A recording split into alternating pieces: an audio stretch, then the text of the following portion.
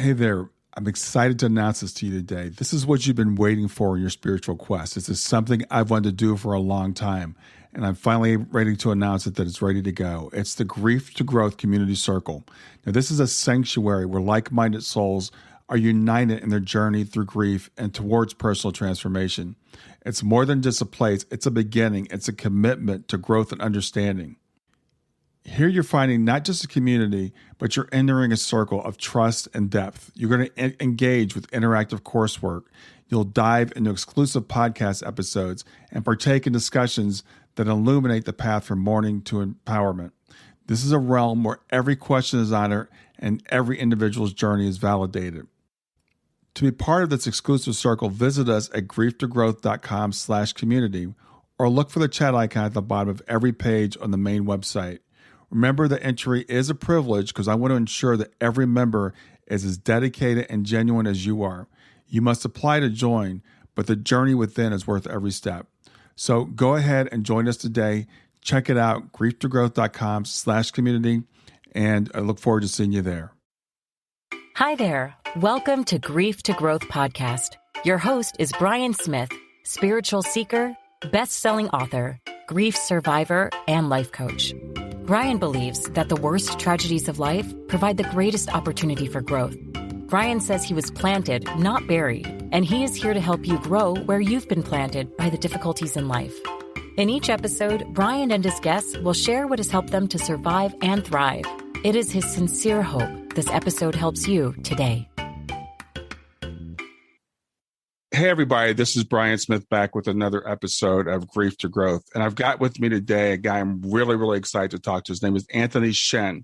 And Anthony is a filmmaker who makes films basically about NDEs and about consciousness and who we are. And he's a really, really popular YouTube channel. I've been following Anthony's work for a long time, and I'm excited to have him here today to get him out from behind the camera to in front of the camera so we can get to know a little bit more about Anthony and what makes him tick. Now, Anthony did go to business school before he became a filmmaker. After going to business school, he worked in media journalism and audiovisual production, and he worked as a video reporter within companies, media agencies, and TV channels. And now he works as a freelancer where he directs and does video reporting for various clients. And he also develops his own projects that we're going to talk about today: documentaries, video clips, and fiction. Anthony is based in France, but he does travel on a regular basis for his productions. You'll find out that Anthony's first language is not English, but he speaks English better than I speak French anyway. So we're going to have a good time here today. So if you do want to contact Anthony, I want to give you his website, and I'll mention it again later, but it's Anthony Chene. It's ANTHONYCHENE.com. And with that, I want to welcome Anthony to Grief to Growth. Hi, nice to be here. So yes, as you said, I'm French, so I hope my English will be good enough for the interview. I'm not used to have people interview me, so hope it will be fine. Yeah, it'll be great. We did a little pre-interview, and I'm sure it's going to be fine. I'm really excited to get again, as I said earlier, I want your fans to get to know you a little bit, and we're going to talk about your work and all that kind of stuff. But before we do that, tell your fans something that they don't know about you. What would be like something that they would find unexpected about you? I don't know. Yeah, you already said, like, I went to business school in France before I started to make videos as a job. So I never did any class in filmmaking. I just did a few classes in audiovisual production. Mm-hmm. But so I learned pretty much everything myself, like the sound equipment, the lighting, the camera stuff, you know. So yeah, that's one thing. Yeah, I have to say your films are beautiful. They're so well done. Thank you. They're so well put together. The way that and I'm most familiar with your interviews where you sit down people with NDEs. I just recently became aware of your documentaries, and your documentaries are really wonderful too. So you've done a really great job of educating yourself. Yeah, thank you. Actually, when I watch these documentaries, the older documentaries, I'm kind of very critical of myself. Mhm. I always think I can do better, so I try to always find the details that I can improve. So Yeah. So you went to business school and you're working in the business world and you weren't really satisfied with that. So is that when you decided to get into filmmaking? yes, yes, it's a long story because it took me like a few years to make the transition from the business school and the financial world to what I'm doing now. So Mm-hmm. it was not very easy. But yes, I could not fit into this corporate world. So it was like it was a failure for me. I couldn't do it. Like I had so many friends that were able to have a career in as a financial analyst or in so many jobs like that, and I Mm-hmm. couldn't make it. It was like horrible for me. Yeah. So So when you yeah. decided to get into filmmaking, do you think that was more the artistic thing because you wanted to be creative, or was it the spirituality? No, at first it was the creative side. Okay. I I didn't know all the spiritual subjects I'm dealing with right now. I didn't know these subjects when I started as a filmmaker. First, I started to make videos for a few clients in France, in Paris. Mm-hmm. Just try to find new a few gigs, as they call it, like a few Yeah. jobs to make money, and it was various companies, for publishing companies. I did so many small videos like that, Mm-hmm. and I had a YouTube channel about economics. Sorry, about Mm-hmm. the financial crisis. So I did the same that I'm doing right now, but I was interviewing politicians. I was interviewing economists Mm-hmm. about the financial crisis, about the subprime financial problems that we had. And I got I got bored with these subjects because Mm-hmm. after a few videos you're always saying the same stuff. It's like nothing is going in the right direction. It's there is a real estate bubble, a financial bubble. It's going to explode someday, but it's not. So it's kind of boring after a few videos. So, Yeah. and that's when I found the first videos about near-death experiences a few years ago. I was already like 27 or 28 years old when I first heard about near-death experiences, and I was very, very curious about that because I couldn't make sense of what happened to these people. Hmm. And so, yes. So I'm curious, what was your spirituality going into that? I understand that you were, I understand you were raised Catholic. Is that correct? Yes. Okay. Yes. And so what was your spirituality when you first heard about these NDEs, and how did that line up with what you thought before? I didn't have any spirituality basically when I heard about these stories because I'm not, I don't practice religion, so Mm-hmm. it's like, I didn't have any spirituality, and I don't have any family in this spiritual stuff. I don't have someone who is psychic or things like that. So Mm-hmm. it was very, very new for me. It was Okay. a whole new world open to Okay. me. But I think that something resonated within me about this stuff because I remember, like I already said that in other interviews, but when I was a child, I had some how can you say it, some intuitions about Mm-hmm. the divine and things like that. So I think it's like it was a part of me. Yeah, I think that's pretty common for us. I think as children, we kind of have this understanding of this knowing, and then the adults teach us things, right? Yes. And they kind of goes away for a while. Yes, I think the all everything I did in business school, it was not the real me, it was Mm-hmm. just something I tried to become to fit in this world, make Mm-hmm. a living and please your family and these kind of things. But it was not me. And what I discovered after, I think it was the real the real me in a sense. So it took me like 28 years to discover something about me. It's kind of strange, but No, I think it's very common. I think a lot of us go through that. So was there a particular event or something that triggered this discovery? Stay with us. We'll be right back. Hey there, something I want to tell you about today. My podcast platform, Buzzsprout, has recently made it easier for me to allow you to support me financially. Go to www.grieftogrowth.com/subscribe. That's grief, the number 2, growth.com/subscribe. And once you're there, you can sign up to support me financially. Now, you can do it for as little as $3 a month or, of course, as much as you'd like. If you do that, you'll get access to bonus episodes, and you'll see those in the regular feed. They'll have a lock on them. But when you become a subscriber, you'll actually get access to your own private feed, and you'll be able to listen to the regular podcast along with the bonus podcast for the subscribers. I want to thank you for listening. I want to thank you for sharing the podcast. And I want to thank those of you who support me financially. Have a great day, and on to the episode.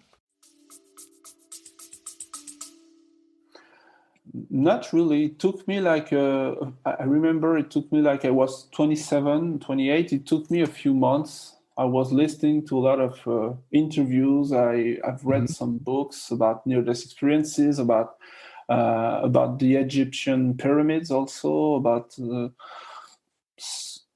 personal development subjects.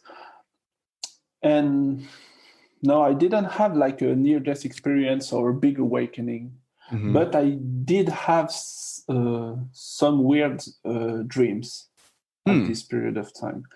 I remember some dreams about people, like it was a strange dreams about people telling me like I had to do videos about these subjects. It's hard for me to explain that in English because it was some kind of really weird dreams. But it was not like a conscious thing. I was not channeling anything, or I didn't have during the day a big awakening. It was just during the night that I had this information coming. And I think it played a big part in this process, but I'm not conscious of it. It's Yeah. Well, a lot of people that have had NDEs tell us that at night we visit with the other side and we visit our loved ones and our higher selves. And so do you think maybe that was your higher self or your guides saying to you, Anthony, it's time to... Yeah. Yes, it's always tricky to, at least for me, it's hard to answer this question because I'm not a psychic. I'm not consciously psychic, So I don't really know. There is what we call the veil of forgetfulness in English, So I really have a strong veil. So I don't really. It's not like I'm humble or I play something. I really don't know. But I think there is we all have a higher self, or maybe guardian angels or spiritual guides, as you say, and.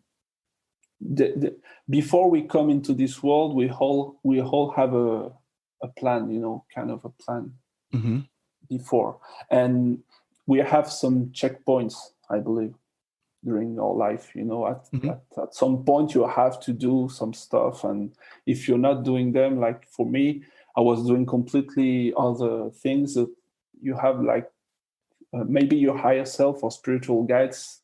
They wake you up. They give you some tips, like you have to go back to your trail. Like this kind of stuff. Yeah, like a course correction. It's like you're going along and you just need a little nudge in the right direction.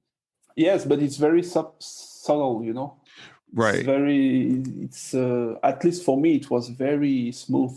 So you don't realize it. But I remember that before that I was kind of depressed about about what was going on, like professionally in my own life and in the world in general. I was very depressed, so it's kind of a feeling like you have to do something else in your life, but you don't really know. Yeah. At first. No, I completely understand what you're saying, and you're right. And I think it's interesting as you're into this subject so much, but I can still tell you're a little bit skeptical, and your intuition that you're not speaking like, oh yes, my guides came up and they told me this, because I understand that feeling. The dreams and the waking up in the morning and having the inspiration. Yes, it's very interesting what you said. I don't feel I'm skeptical, but I just try to be very accurate and honest about what I experience. Yes. I cannot tell people like, yes, I can definitely know my guardian angels are talking to me, or I don't really know for sure, but I came to the conclusion that there was something guiding me, because I couldn't do myself. I couldn't do it alone. What I did, like this American channel, this YouTube channel, just it would have been too hard. Yeah. So I must have some help. Yeah. And it's like I have there are two parts in me. Like there is the regular Anthony, who is fearful and who just, I don't get it most of the time, what I'm doing. But there is a deeper part in me I can feel sometimes that is very confident about what is going on. And I just, how can I say, in English, it's harder for me, sorry. But there is a deep part of me that just know. Sometimes you just know that you know. Yeah. I can feel that sometimes. Yeah, that inner knowing that yes. And it's not a belief, it's just I know what is going on. I know what I'm supposed to do, but at the same time in my daily life I don't know. So it's really strange. Just have to show up in faith, I guess. Yeah, I love the way you put that, and that's a thing I think about being human. One of the real challenges is some people call it the small self and the bigger self, or the ego and the higher self. So we have that part of us that we're walking around going like, what is going on? But we can tap into that other part of us that says, yeah, here's what's going on. Yes, it's all about. It's always the same subject. Is don't be fearful. But it's easier said than done, as you say in English. It's very easy for me to say, okay, don't be fearful and do this and do that, but then you live your own life and you are fearful. Yeah. So how did you get? Sorry. How did you get started with the NDE interviews? Who was your first subject?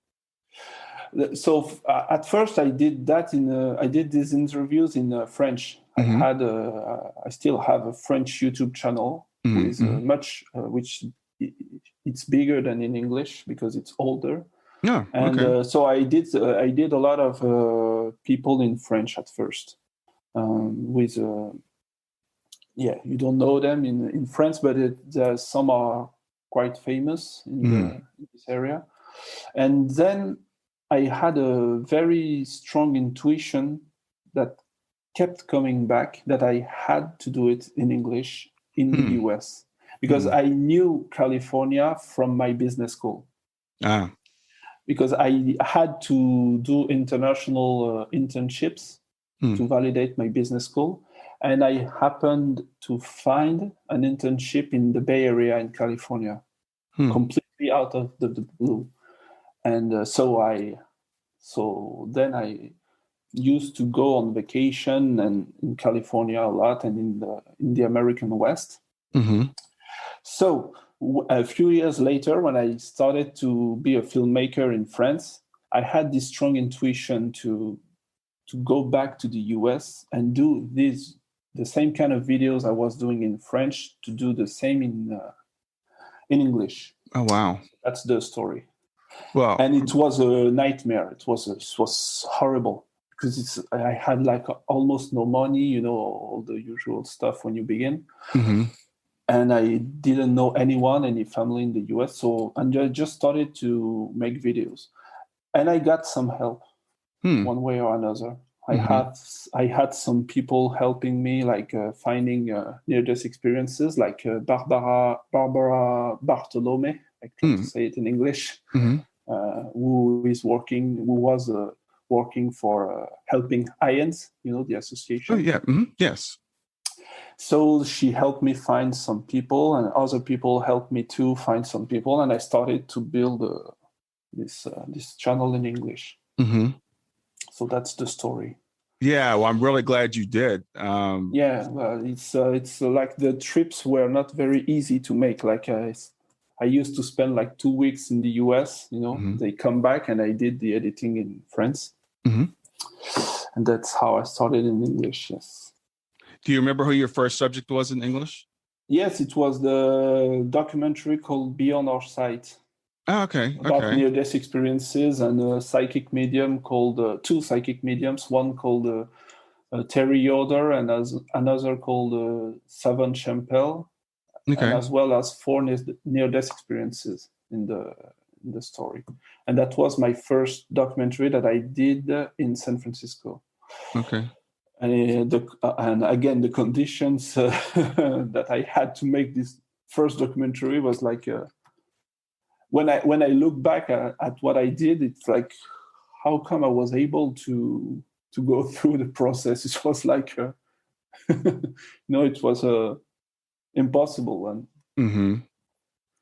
so that's when I really had to to trust and to follow the guidance, the intuition.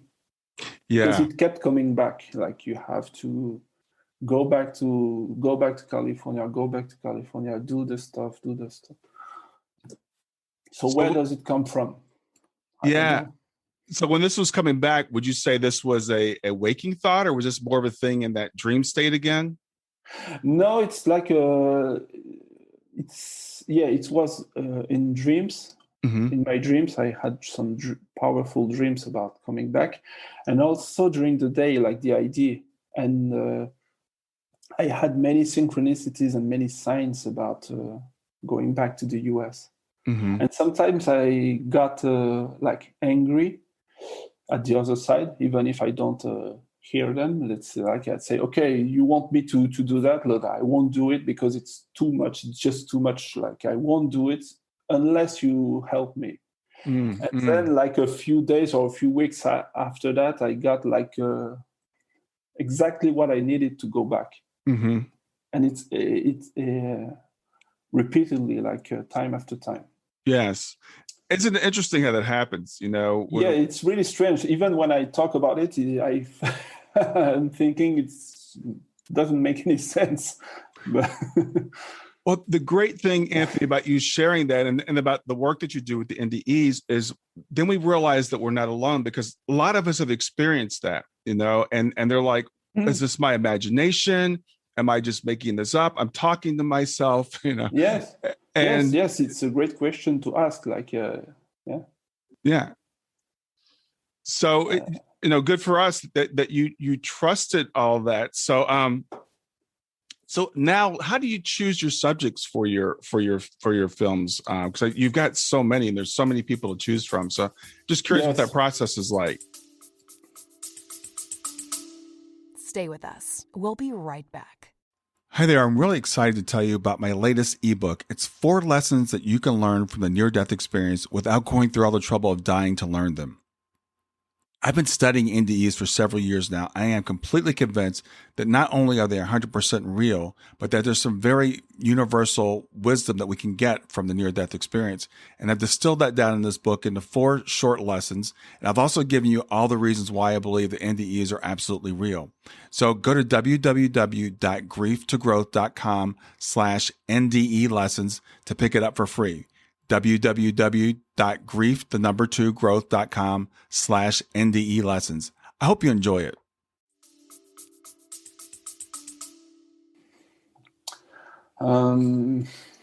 There is no real process. I try to I listen to a lot of videos. I read a lot of books, and I try to see what could be done. But as you say, usually I have so many things that I can do, and the problem is like how can I organize myself then to do all the subjects that I want to do. Right. But usually it's this kind of question, it's the other way around, because I have many ideas and many subjects that I want to many documentaries I'd like to make. So it's an ongoing process. And sometimes it's really strange how it happens, like people come to me, or I receive emails, or I receive propositions at the very time that I need the thing. So you never know.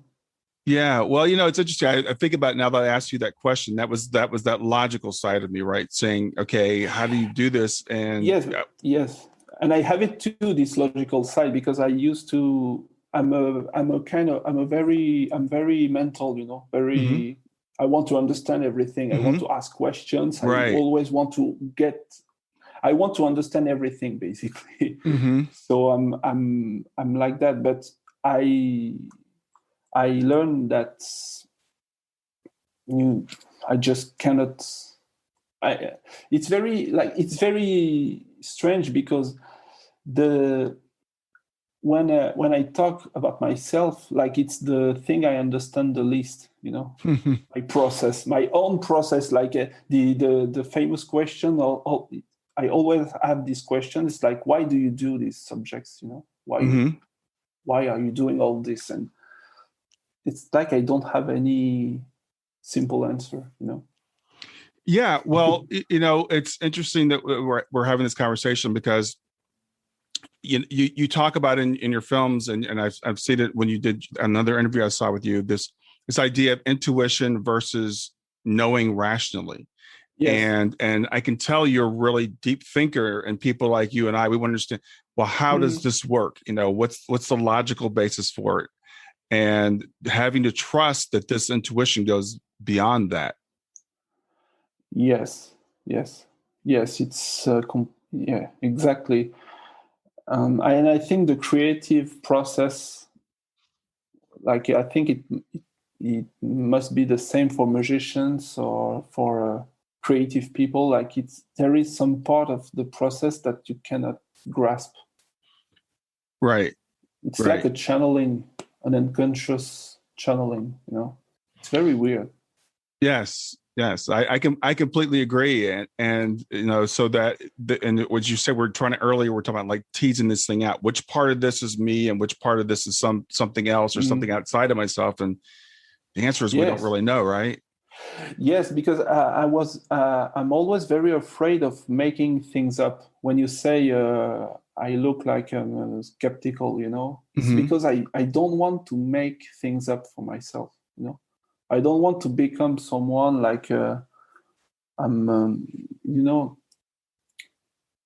I don't want to lie. I don't want to lie to myself. Right. I want to be very honest as I could about what I do, and so I know I'm not a psychic. I'm not a medium, and I think there is a higher plan for every one of us. We just have to trust what's happening, and but yeah, that's what I wanted to do. Yeah, I'm curious, because you said that I think there's a higher plan for every one of us. Did you have that idea before you started studying NDEs, or is that something that came to you after you started listening to the lessons from the NDEs? It was after, I think. After, when I started to discover these subjects about, let's say, about spirituality, I understood a lot of things about myself and about my own life until then. because it before that it just seemed chaotic and random. I went to California, I did this and did that, and came from this part of the world, and after that I realized that everything was here for a reason. Nothing was random, and nothing is random. Everything has when we say everything is perfect, it's not that like everything is nice and cool, but everything has a deep reason. Everything happens for a reason. And we have to find out, even when it's painful and hard. We have to find out the reason and the meaning behind all this. Why are we going through this painful event or things like that? So, yeah. I think our choice is we have the freedom to react either with love and with faith or with fear when something happens to us. So, yes, I forgot your question. Sorry. Well, I wanted to ask you, because I was asking you about this philosophy you have that everything happens for a reason. I was asking, did that come from the NDEs? Because I did want to ask you, with your studying of NDEs for as long as you have, what are the lessons and what are the lessons you've taken from NDEs? What do you want people to get out of your films? I think the first thing is that we don't die like as we think we die. It's not the body dies, of course, but who we really are beyond the thoughts, beyond the body, and beyond the emotions, who we really are doesn't die. That's the main message behind the near-death experiences. It's like death is nothing. It's just in a blink of an eye. It's you go through this 3D world and there is something else. And then there are many messages behind the near-death experiences.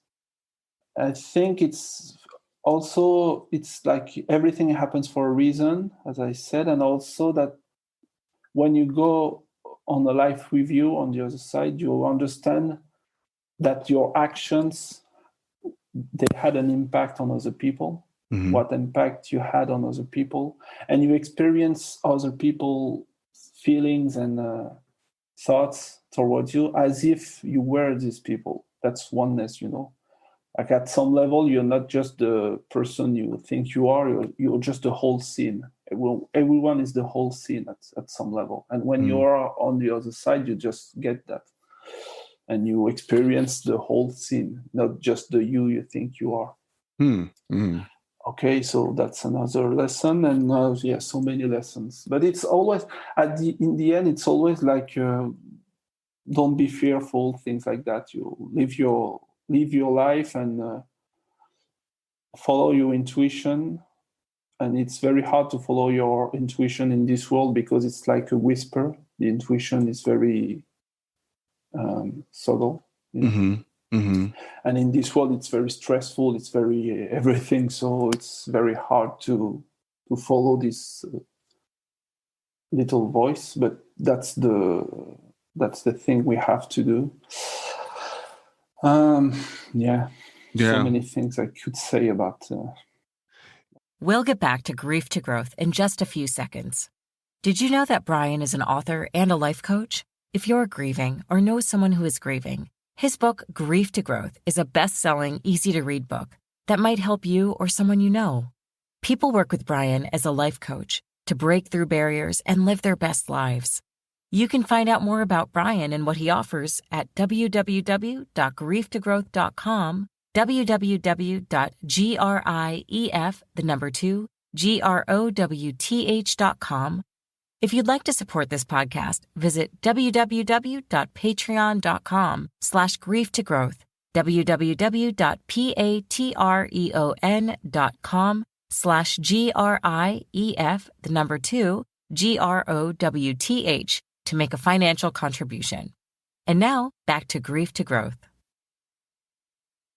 If people were to learn the lessons, if people were to watch your films and take the lessons from it, how do you think the world would be different?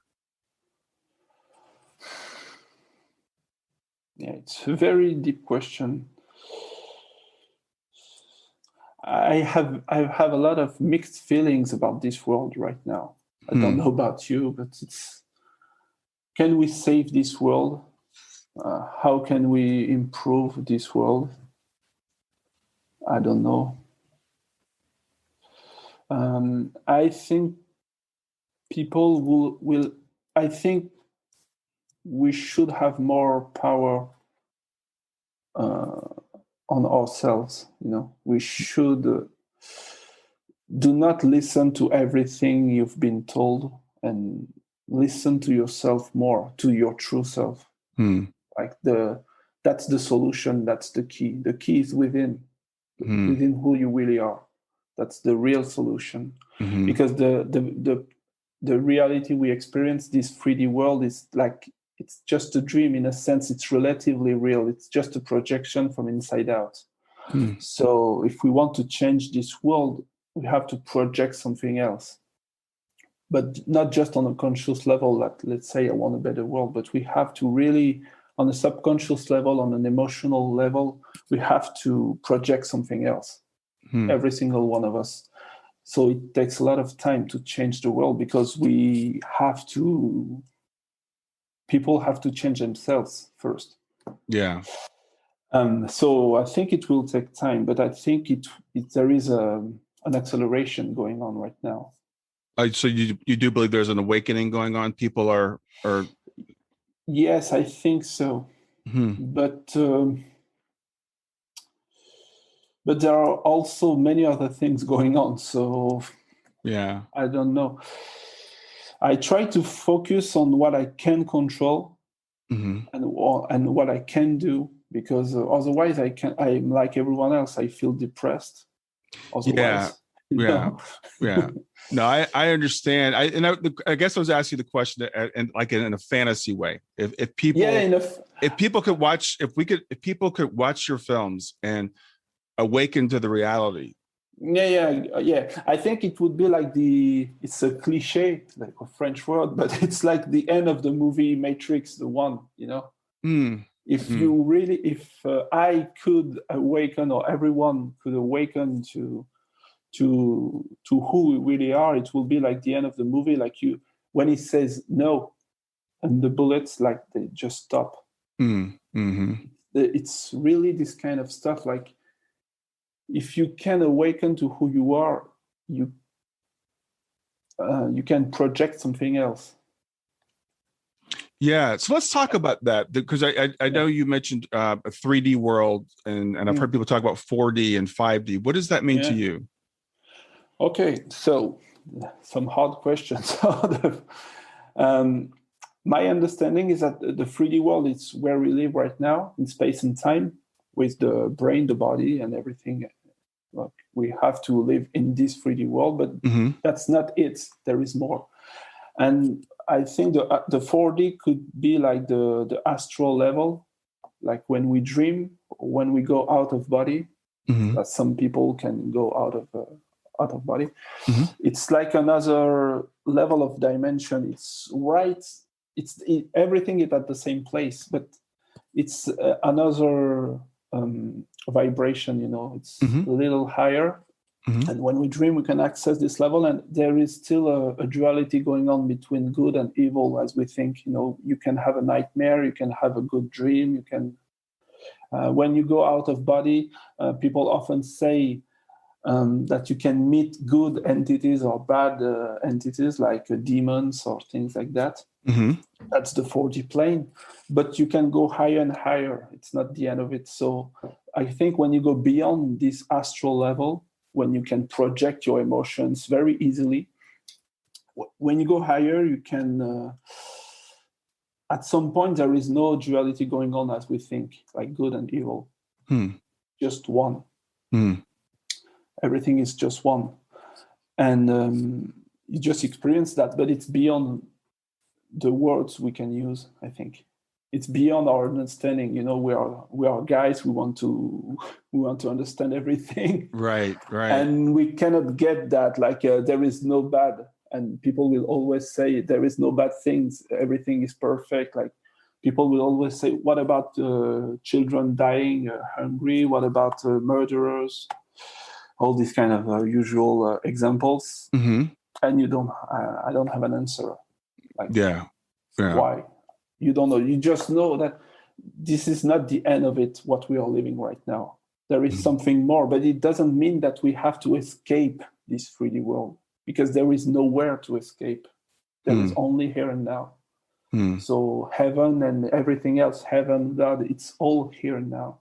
But we just cannot see it literally.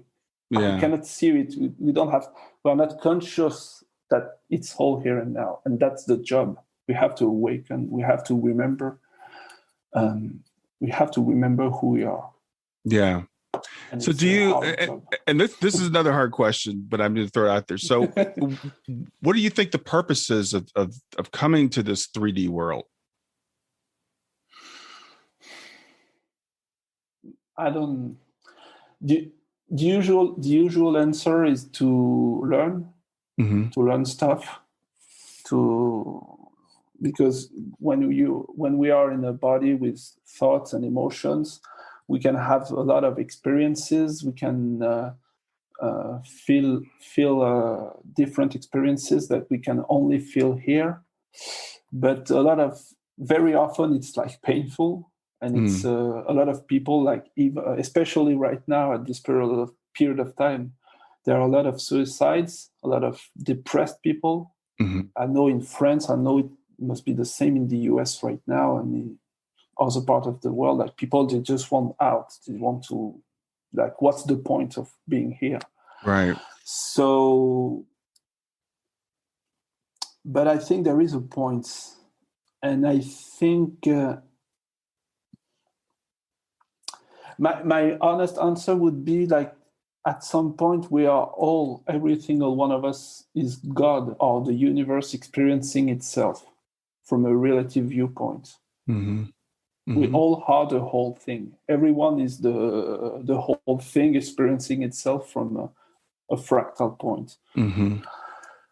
And anytime we have problems or questions about what's going on in the world or why am I here, I think the answer is to project something else, to give, to light your own, to be your own light, to give and to project something.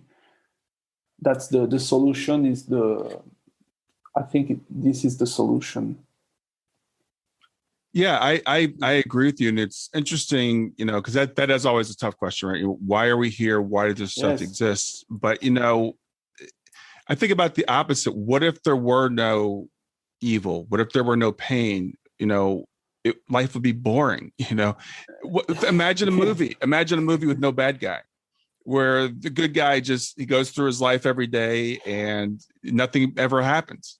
Yes, maybe it's here so that we are forced to do something. We are forced to evolve. Because it was the same in my life. In the beginning of the interview, I said, like, about before I did these subjects and when I was in finance, I was kind of not depressed, but not good about myself. It was like, what's the point? But thanks to this kind of emotional suffering, I found other solutions, other ways. I did this channel and I did a lot of things, but I don't think that suffering is necessary. I think we should have other ways to evolve. Right. We don't have to suffer to evolve. But in this world, with our level of consciousness right now, it's like sometimes it's the only way. You have to suffer to get it. So it's horrible when you think about it, but it's because we are not wise enough sometimes, I think. Yeah. And I'm sorry, I didn't mean to cut you off, but the duality gives us options. So we can come in this world and we can focus on the world as you were doing when you were in business school. Everybody says, this is what you should do. But you realize this is not satisfying me. This is not feeding my soul. There's something more for me. Yes. So you've created this channel and this great service out of that, realizing that other thing was not for you. Yes, basically that's what I did. Yes, but it's not easy because on the one side you can grasp something, like you will have a job, you will Mm-hmm. have money, you will have friends or parents or whatever understanding what you're doing. Mm-hmm. So you can grasp what you Right. would have on this path, but on the other side, the intuition path, you don't grasp anything. It's like, I feel I have to go this way, but that's it. Right. So you cannot even explain what you're doing to other people around you. That's why so many people, when they change careers or when they make other plans in their life, they how can I say it in English? It's hard for me in English sometimes to explain. Mm-hmm. A lot of people lose friends Mm-hmm. when they change their plans, Mm-hmm. because Mm-hmm. you cannot explain what you're doing. What you have a deep intuition and you cannot explain it to other people, and you are left with yourself a lot of the Right. times. Right. Well, it goes back to the 3D world, and I think for people like yourself and people that have NDEs, they wake up to the reality that this world is not real. So the people that are stuck in 3D are chasing jobs and careers and things that, as you said, they're tangible. They're right here in front of us, but we know that they're not real. That they don't last. Yes, yes, yes, yes. And for me, it's one way. I try to tell myself this story like it's a good way to feel good about myself, because it's what I experience on a daily basis.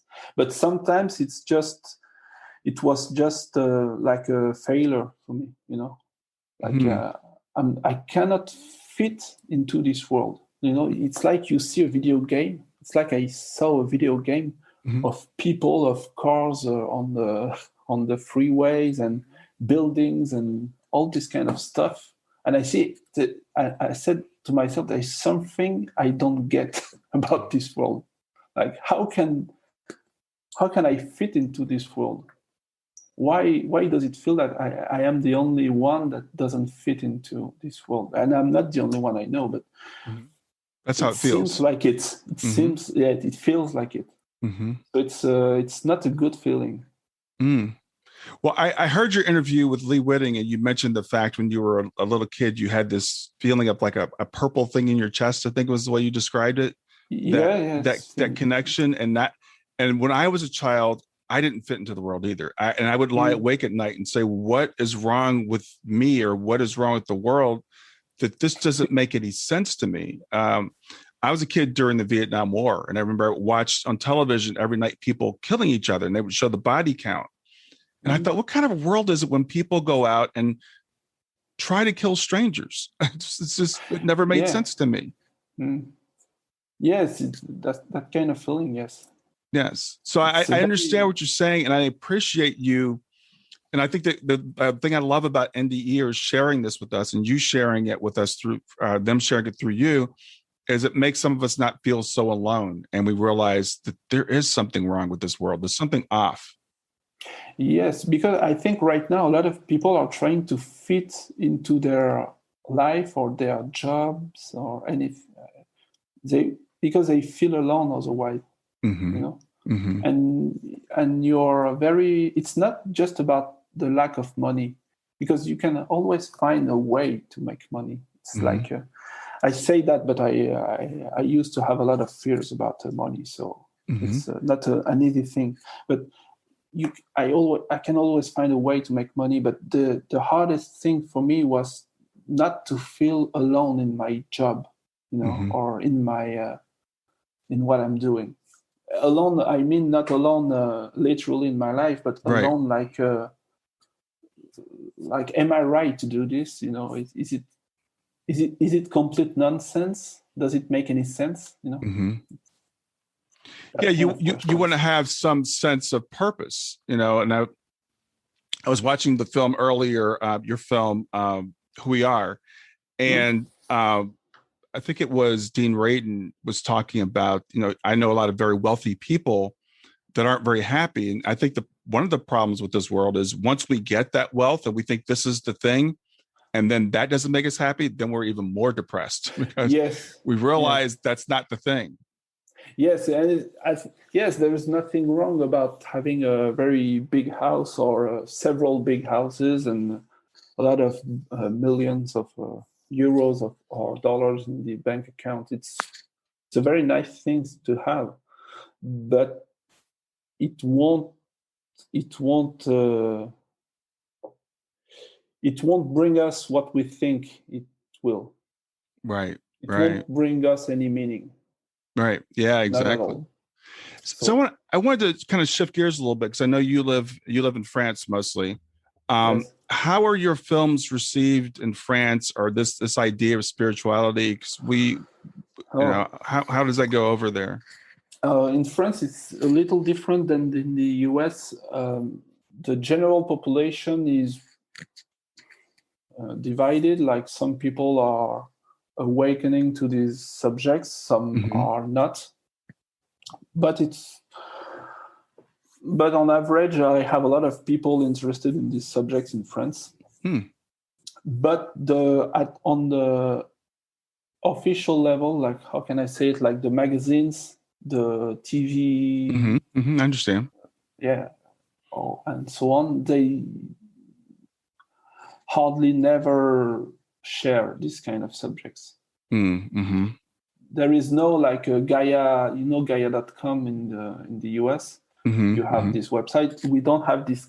We don't really have this kind of organizations in France. Yeah, it's almost forbidden, by the state. It's kind of not a good thing to do in France. Not at all. Yeah, it's still considered kind of fringe here in the US. I think there's more. The internet has helped a lot. Channels like yours, where it's the democratization, right? We don't have to get permission to put it out. You can put it out. Yes. It's a little more open in the US. Yes, I think. Right, and you can put it out. Ideal. And I got to tell people, I mean, your films, some of them have millions of views, and your interviews get, tens of thousands of hits. So there's a real appetite for this that people, you mentioned earlier, as we're going through this, the things we're going through, we talked right before about, we're not going to get political, but, going through COVID and everything, people are realizing this world is not making them happy. It's not satisfying them.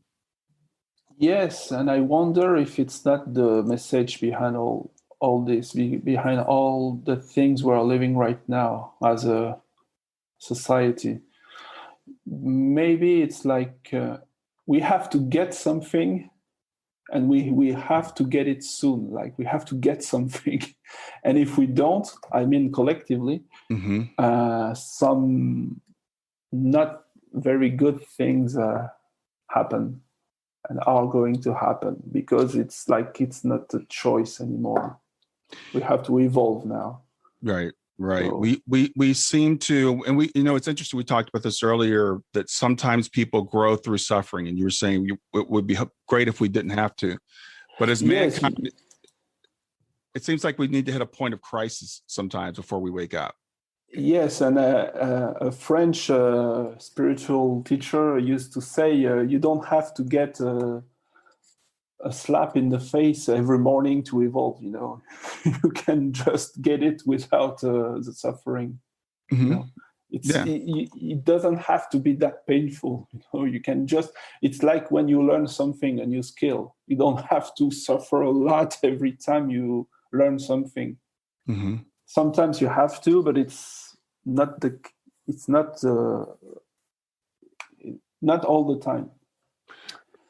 But in the Catholic religion, I was brought Catholic. It's a very deep belief, unconscious belief that we have in France. I think it's like we have to suffer to deserve something. It's an unconscious belief that we have. Like if you don't suffer, you have to show that you suffer, that it's hard, so that you can deserve something.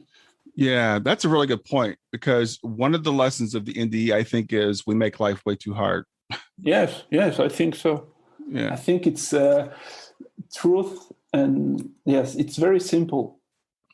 the concepts are always very simple, and then it's the application on the daily life that is not very easy. But it's very simple. It's like follow your own intuition and don't be fearful. Mm-hmm. Don't blame. Don't spend your time blaming other people all the time and judging people, because very often we think that our problems they come from like other people around us, and it can be true on some level, but in the end it's just all about what we do and what we project. So we lose time when we blame other people. And I blame, of course, when I say that in my daily life, of course I blame other people. Mm-hmm. Of course I'm judging things. Of course I'm fearful. So I don't want to like appear like there is a difference between what I say right now and what I'm living. So just to be clear, I have to learn. Yeah, we all have that. So that leads me to my next question. So what do you do to enhance that inner knowing, that intuition, and to learn to trust in it more and live from that? I think what I do, like my videos, for me it's the best way to understand new solutions and new things. Mm-hmm. It's I found this way to evolve. When I make these videos, I learn new things every time. I meet new people. I have new insights. Mm-hmm. So it's a great way for me to evolve. And I'm a kind of I like the ocean also. The waves, the sea. So when I'm just in front of just put me like 1 or 2 hours peacefully in front of the sea, and then I get the messages very easily, Mm-hmm. what I have to do. Mm-hmm. The flow is very easy after that for me. Yeah. Well, it's interesting. Very simple. That reminds me of something that John Butler said in your film, Who We Are, is about like, we can't really stop the thoughts, but it's reaching that state where we can slow the thoughts down and whatever it takes to get us there. Yes, I think so. Yeah. For Western people, yes. For people like us, yes, it's a great way. I think people in India and Asian people in general, it's maybe easier for them to meditate. Mm. And for us, people in the West, we have a lot of thoughts, so it's harder. At least for me, I know it's very hard because I want to think about everything. I want to be rational about everything. So a great way maybe is also to walk. Western people, we have to walk in nature, walk. Things like that, because when we sit and we do nothing, for a lot of people it's very hard not to think and not to have compulsive thoughts. Right.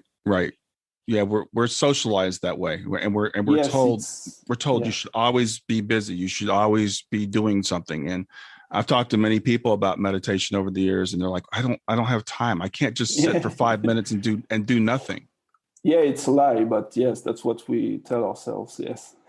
Yeah. Because when we check what we do every day, like usually we had a lot of times where we just waste our time. We don't do anything worth doing, But we just say, "Oh, I don't have time. I'm so busy," but it's not true. Yeah. So what are your future plans? Are you planning to continue doing what you're doing? What are some projects you have coming up? Yes, I'd like to make bigger and bigger projects in the future in English. Like I want the documentaries and the films I do to be more and more professional, more and more impactful, more and more deep. Yes, that's basically what I want to do. I'd like to work with other people as well, like technicians and like have very talented people, like also musicians to compose the soundtracks. So that's what I want. That's the direction I'd like to take. Cool. So are you doing everything on your own now? You're doing all your production on your own? Yes, but less and less, because the last interviews you saw on my YouTube channel, like the last 3 or 4 interviews, I wasn't the one shooting the video. Okay. Because I was not able to go to the US or to other countries because of this crisis. So I paid people in the US to film the interview, and I asked the questions through FaceTime, through Zoom, in real time. So I have people filming for me, and also the musics. But yes, I'd like to delegate maybe more in the future. Yeah, and of course it takes more money, but I'll find a way. Yeah. Well, Anthony, I got to tell you, this has been a real thrill for me, getting to know you, and I thank you for stepping out from behind the camera, and then I guess I'll get to see you and hear you. I know that people are going to be so excited. I want to tell people. I'll let you tell people. Where can people find out more about you? Yeah, I think you told it. Like it's my website, anthonychene.com, or my YouTube channel. You can find me very easily on YouTube, Anthony Chene Production. It was a really good interview for me, but what I found is that it's harder for me to talk about why I'm doing what I do and my own life than talking about the other side. Sure. I've never had any near-death experience, but it's much easier for me to deal with near-death experiences than to talk about my own life. It's very strange.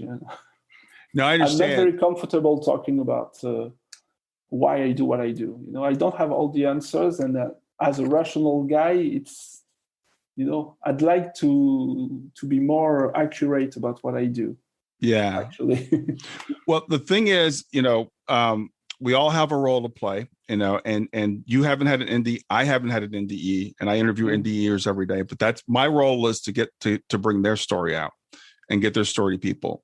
And people want to know you're a very inspirational story. You're a guy who said, I am on a path that I don't really want to be on. This is not fulfilling me. I'm going to take this different path, and it's you're going to inspire other people to follow their dreams. So that's why I wanted to bring your story out. Yes, and just people, I know there are a lot of people, I personally know some people right now that they just want to change their life, their job, or anything. And just don't be fearful, and just know it's going to be hard. Right. But don't be fearful, and you will have a lot of help. And we didn't talk a lot about praying or stuff like that, but I think you can just ask for things. You won't receive anything you ask for. Like most people will ask for $1 million or things like that. Of course, it's the basic thing to ask for. We all want peace in the world, but if you have one wish, we'll not wish for the peace in the world. We'll wish for a lot of money. So. Yeah. That's a great point. Human condition. You did talk about prayer though earlier, because you said when your guides were telling you do this or this, you said, I'll do it if I get help. And then you got the help. Yes. And then you have to do it. So. Yeah. And then you have to do it. So there's that challenge. I try to ask, because it's so easy, as a rational guy, it's too easy, like just ask with your heart. It's just too easy for me. Like if it was that easy, why so much suffering in the world and all these questions? But I think it's that easy. You have to ask, you have to visualize, you have to be true to yourself, and just the doors will open. Yeah, that's the miracle. Yeah. Well, we've seen it in your life, and Appreciate I you. don't know about that. Appreciate what you're doing. You're very, you too. you're a very humble guy. It's been great getting to know you. Yeah, and you too. Like you make people very comfortable, because it was like a stressful thing for me to do this interview. To talk in English. It's not an easy thing, but you made it like good. So great. Well, great. It's been fantastic getting to know you, and I will talk to you soon. Okay, thank you. Have a good day. Thanks for listening to Grief to Growth. Brian hopes that you find this episode helpful and will come back for future episodes. Brian's best-selling book, Grief to Growth, Planted Not Buried, is a great resource for anyone who is coping with grief or knows someone who is. If you enjoy the podcast and would like to support it, there are 3 things you can do to help.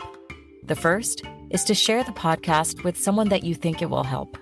The second is to go to iTunes, rate, and review the episode. The third way you can support the podcast is by becoming a patron. Head over to www.patreon.com/grief2growth. That's patreon.com/grief, the number 2, growth, and sign up to make a small monthly donation. Patrons get access to exclusive bonus content and knowledge that you are helping to spread the message of grief to growth. For more about Brian and Grief to Growth, visit www.grief2growth.com. Hi there. I hope you enjoyed this latest episode of the podcast, and I'd love to hear your thoughts. What questions came up for you? What did you like about it? What didn't you like about it? I invite you to visit us at grieftogrowth.circle.so. That's grief, the number 2, growth.circle.so to continue the conversation with me and with other listeners. It's a space to sound off, to share reactions, and to go deeper into the topics from the show. I look forward to chatting more, and I hope to see you there.